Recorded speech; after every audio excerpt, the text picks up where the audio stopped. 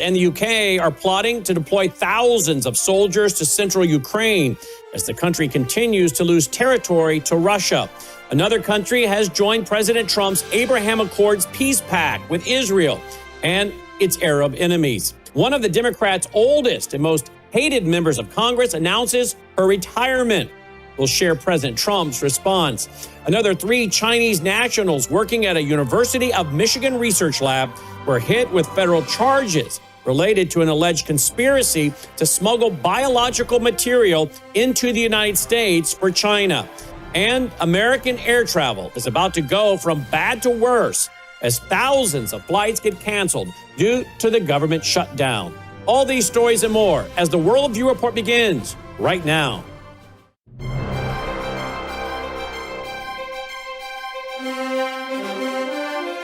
This is Worldview Report with host Brandon House. Whether it is news from the nation's capital or your state capital, from the classroom to the boardroom, from national security to national and local news that impacts you and your family, Worldview Report is your trusted source for vital and uncensored news. And now, here is Brandon House. Good evening and welcome to the Worldview Report. Leading off tonight, high tariffs on America's trading partners are likely to remain in place, even if the Supreme Court rules that President Trump improperly invoked federal emergency powers to impose the levies. That's according to trade experts. In a hearing on Wednesday, several of the high court justices appeared skeptical of Trump's use of the 1977 International Emergency Economic Powers Act to implement sweeping tariffs on nearly every country. Trump administration officials, they say that the policies are needed to reduce the nation's trade deficit and spur domestic manufacturing. Ted Murphy, he is co-leader of the Global Attribution Trade and Advocacy Practice at the law firm of Sidley Austin. He said Trump is unlikely to abandon tariffs, noting that the president has other legal tools at his disposal.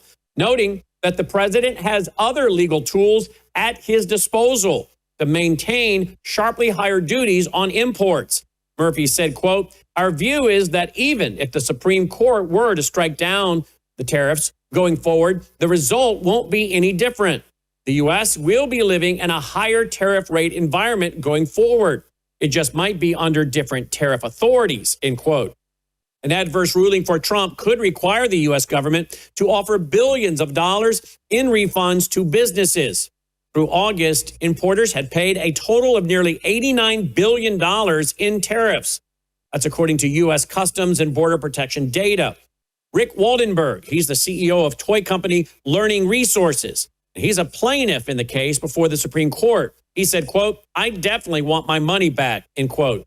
Adding that, quote, "the government has chosen to hit us with a massive tax," end quote. The U.S. has an average tariff rate of 18%, the highest rate on foreign goods since 1934. That's according to the Yale Budget Lab.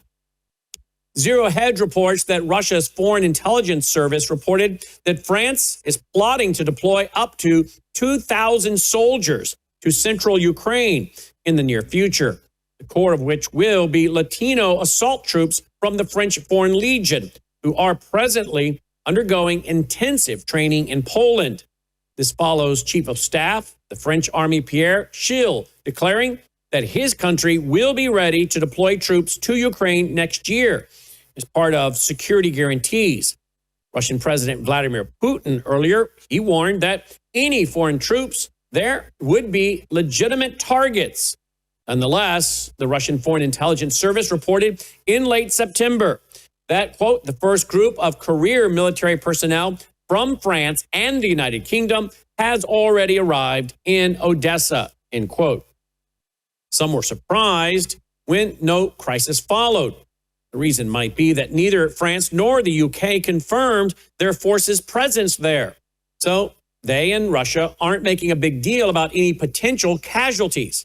But 2,000 conventional troops, well, that would be impossible to hide and thus represent a major escalation. A guest at the Oval Office collapsed at a press event on Thursday afternoon in the presence of President Trump and others, including Dr. Oz, who rushed to his aid. The scary moment, which was caught on camera, came as the White House was rolling out an obesity drug announcement. The attendee appeared in distress. In the video, well, the feeds were cut. The press was ordered out of the room. As the man was helped to the floor, Dr. Oz, who's Trump's administrator for the Center for Medicare and Medicaid Services, bent over to check on him. Watch this. It's truly an honor to be here today for this historic step forward to expand access to a class of medications that can fundamentally change the arc of chronic disease in our country. Of course, these are the incretin or GLP-1 agonist that we've been speaking about. For nearly 150 years, my company, Eli Lilly, has been investing in America. We've been advancing science and creating high-value jobs. But today, are you okay? Gordon, you okay?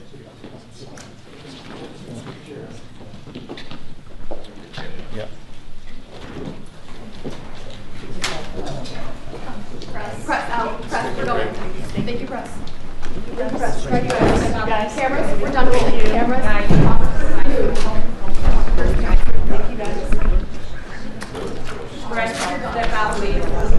Thank you, guys. The identity of the man was not immediately revealed, but White House Press Secretary Caroline Leavitt later said he was a representative of one of the drug companies and was now doing okay after a fainting spell. The press conference was momentarily delayed, but when it restarted, President Trump said the attendee got a, quote, little bit lightheaded. You saw he went down, and he's fine. We just sent him out, and he's got doctor's care, but he's fine, end quote. Kazakhstan is expected to formally join the Abraham Accords, marking the latest expansion of the historic peace framework that normalized relations between Israel and several Arab nations. That's what U.S. officials confirmed on Thursday, as reported by Fox News.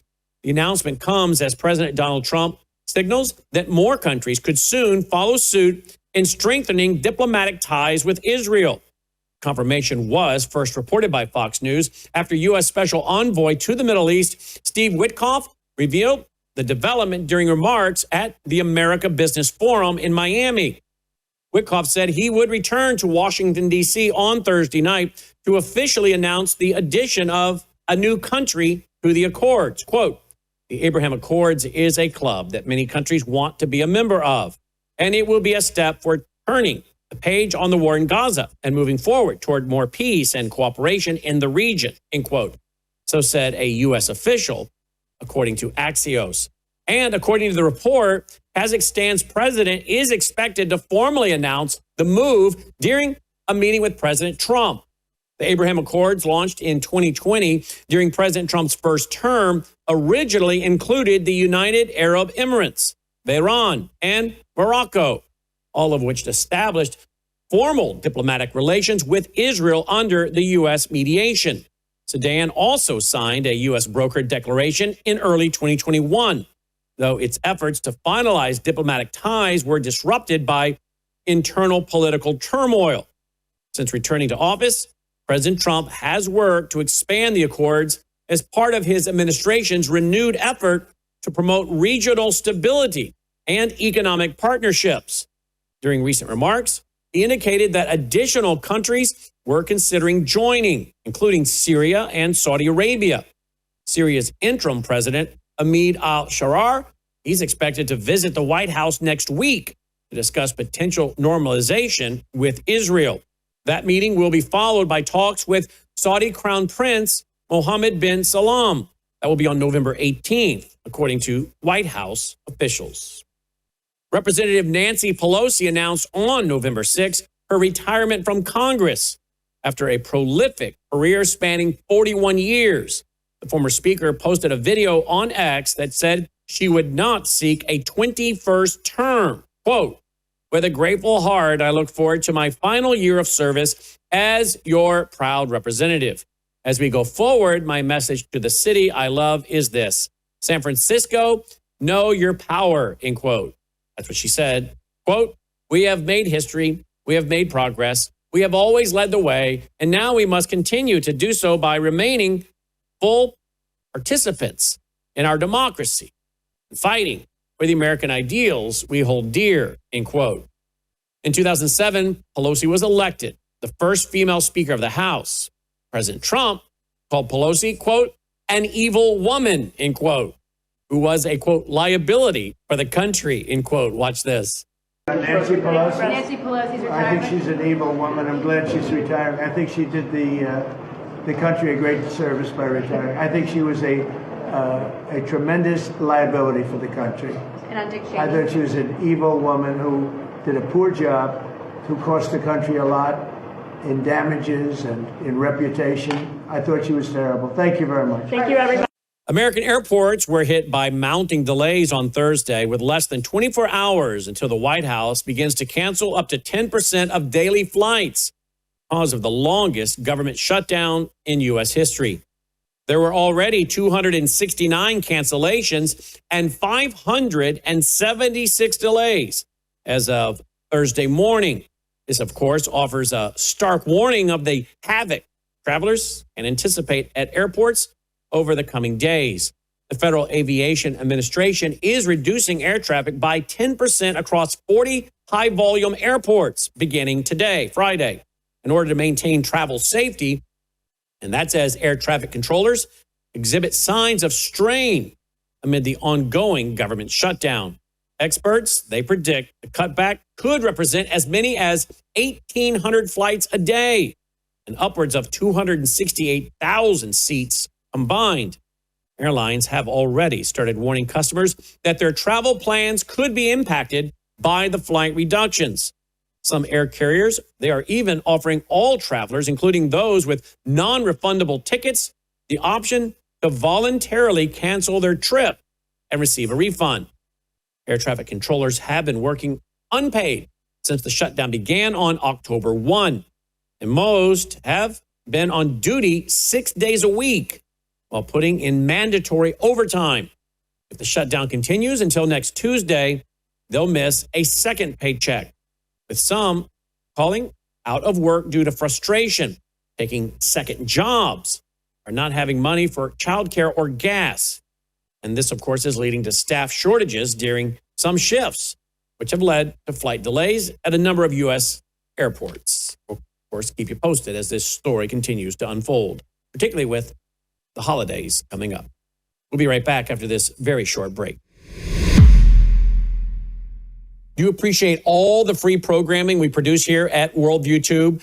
Well, if you do, we need your partnership now. If you're already supporting us, thank you. If you're not, would you please consider doing so? We have to have a big November and December end of the year giving. Please go here right now to this website, worldviewfoundation.com, worldviewfoundation.com. You can give through credit card. You can give through PayPal. You'll find our mailing address there if you prefer to support us through the mail. You'll also find our phone number. Simply use that phone number by leaving a voicemail for Melissa or texting her, and my wife will get back with you and help you make your contribution over the phone. We send out tax receipts with our EIN number, well, the first week of February of each year. We, again, have to have a very big November and December as we get ready for pushing out more Christian Worldview programming for 2026. So thank you for going now to worldviewfoundation.com. That's worldviewfoundation.com.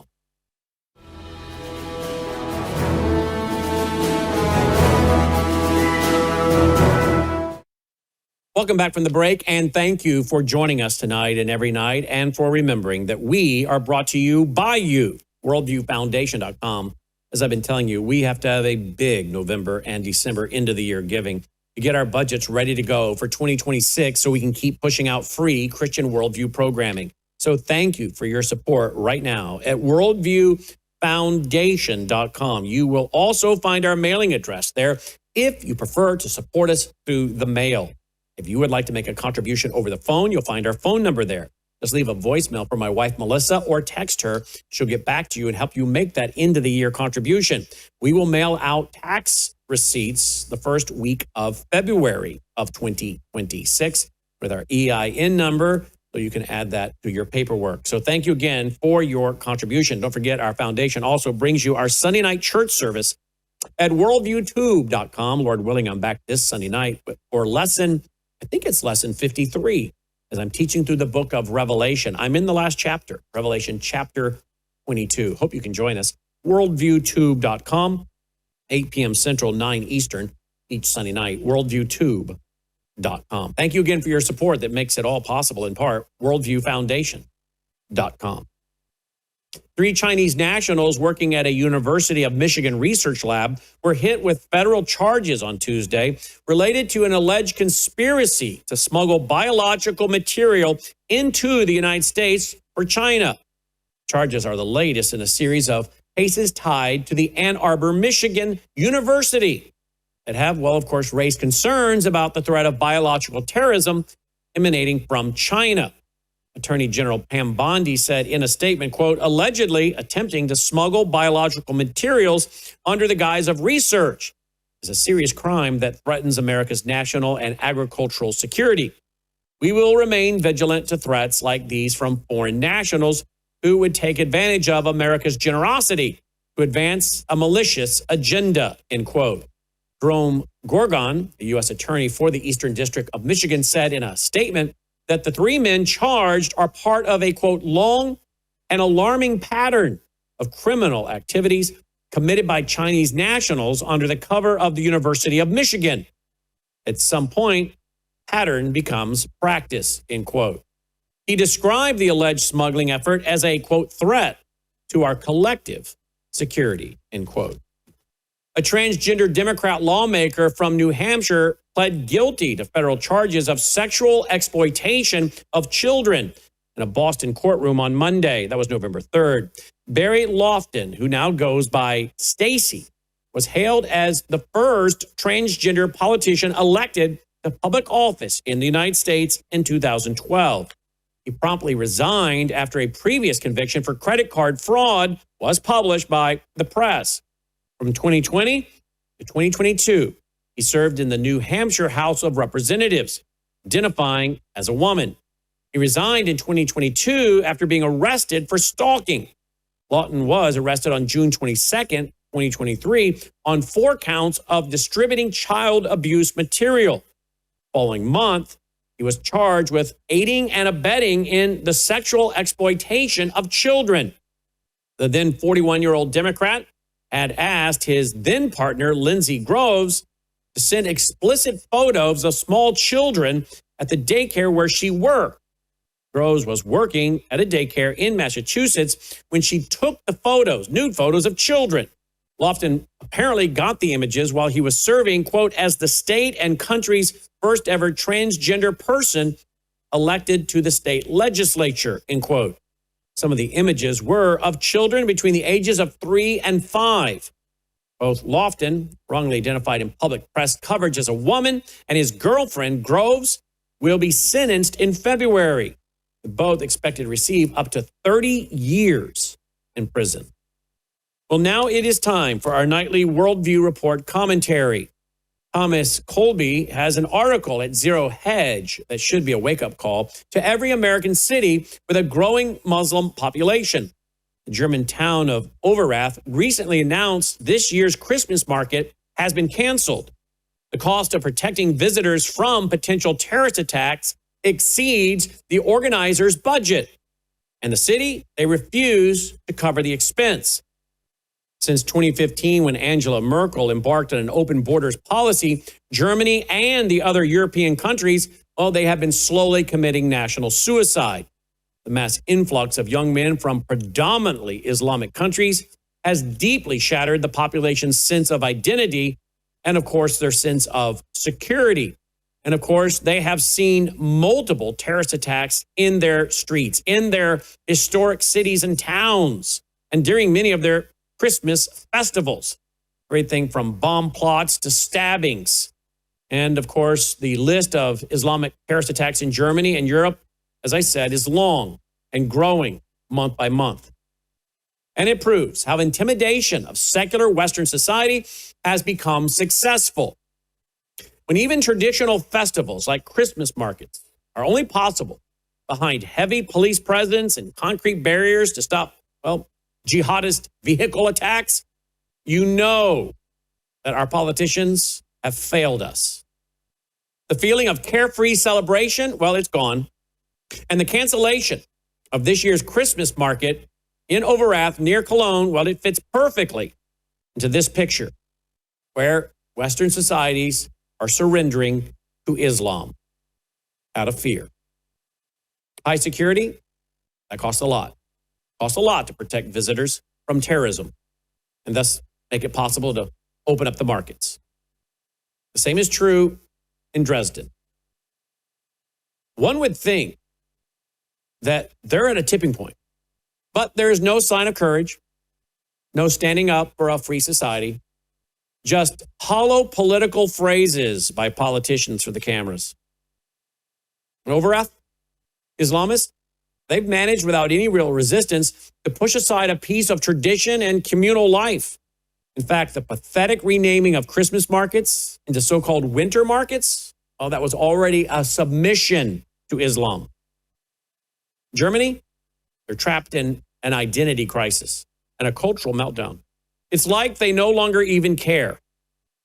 New York City, with the election this week of a Marxist Islamic mayor, well, they're on the same path as are many other American cities like Minneapolis, Dearborn, Seattle, and so many others that, well, live largely under the boot of Islam. At what point does the West wake up?